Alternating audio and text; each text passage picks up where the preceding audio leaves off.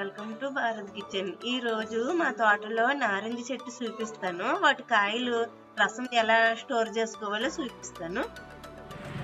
నారింజకాయలు వడ్ల మూరు నారింజ బాగా కాసినవి కోయించాలి. ఇప్పుడు నారింజకాయలు కోయించాను చెట్టు నుంచి. ఇప్పుడు వీటిని నిలవకి ఎలా స్టోర్ చేసుకోవాలో చేద్దాం.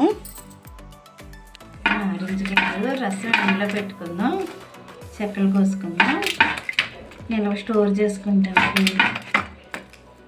రసం తీసుకుందాం. మనం రసం ఇలా పిండుకుంటే ఈ పైన నూనె అంతా వచ్చేసి వగరగా ఉంటుంది. ఇలా అయితే తొన్న కూడా నలిగిపోయి రసం బాగా వస్తుంది. అసలు ఏం ఉండదు. అలా చేతితో తీసుకుంటే ఆ తర్వాత మనం గింజలు తీసేసుకుందాం. ఇలా తీసుకుంటే పైన ఉన్న పేడులో ఉన్న ఆయిల్ బయటికి రాదు.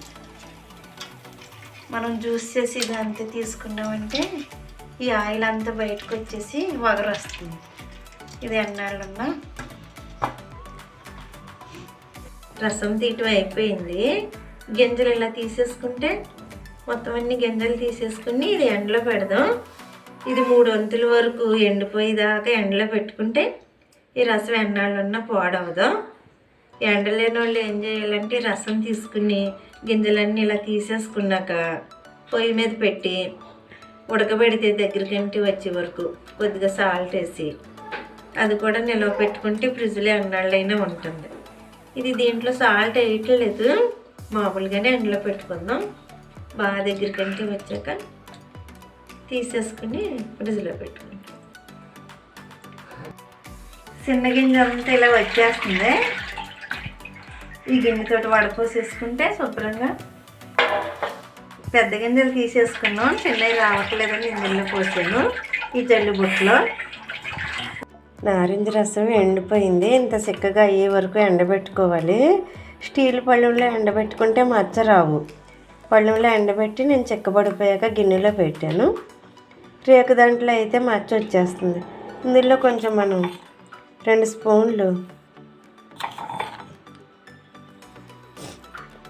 సాల్ట్ వేస్తున్నాను. సాల్ట్ వేసుకుని కలిపేసుకుని గాజు సీసాలో పోసుకుని ఫ్రిడ్జ్లో పెట్టుకుంటే మనం పులిహోర చేసుకున్నప్పుడు ఇది వేసుకుంటే చాలా మంచిది. చింతపండు కంటే కూడా నారింజకాయ, నిమ్మరసం, దెబ్బకాయ రసం ఇవన్నీ చాలా మంచిది. ఇప్పుడు నారింజకాయ రోజులు కదా, నారింజకాయ రసం తీసేసుకుని వడ్లమూరు నారింజ అయితే చాలా మంచిది. నారింజ రసం రెడీ అయిపోయింది. గాజు సీసాలో పోసేసాను. దీనికి మూత పెట్టుకుని ఫ్రిడ్జ్లో పెట్టుకుంటే ఎన్నాళ్ళైనా ఉంటుంది. అందరూ ఇలా ట్రై చేయండి, చాలా మంచిది. ఈ వీడియో మీకు నచ్చినట్లయితే లైక్ చేయండి, సబ్స్క్రైబ్ చేయండి.